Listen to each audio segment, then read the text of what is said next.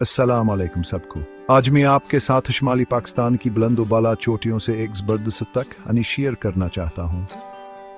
गिलगित-बल्तिस्तान की वादियों में किसानों को एक बहुत बड़े मसले का सामना था। मौसमियाती तब्दीलियों की वजह से सर्दियाँ कम शदीद और बर्फबारी कम हो गई थी। इससे इनके कीमती सी बावर खुबानी के बागात को खतर हलाकत था। लेकिन अंदाज हलगाएं क्या हुआ?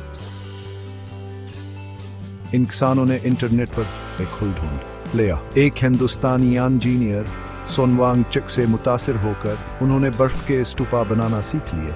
ये हैरतअंगेज़ मसनूई ग्लेशियर हैं। नदियों से पानी को पाइपों के जरिए लाकर और इसे यखबस्ता हवा में छिड़क कर उन्होंने बर्फ के मीनार बनाए जो सर्दियों में पानी को महफूज रखते हैं। सिंध और इलाज में पहले बर्फ के स्टूपा बनने के बाद से 20 से ज्यादा देहात ने इस तकनीक को अपनाया है।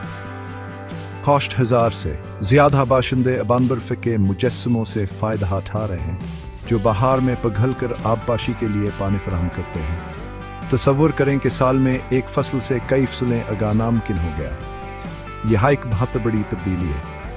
सिर्फ ही सीनाबाद में 8 बर्फ के स्टूपा अब 2 करोड़ लीटर पानी ज़ख़ीरा करते हैं।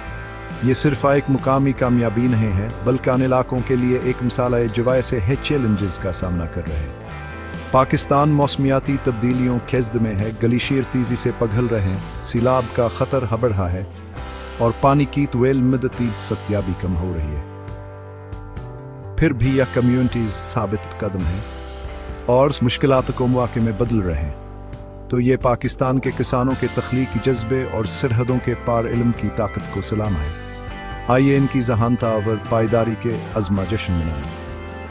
देखने का शुक्रिया और याद रखें का एक छोटा सा ख्याल भी दुनिया में बड़ा फ़र्क ला सकता है।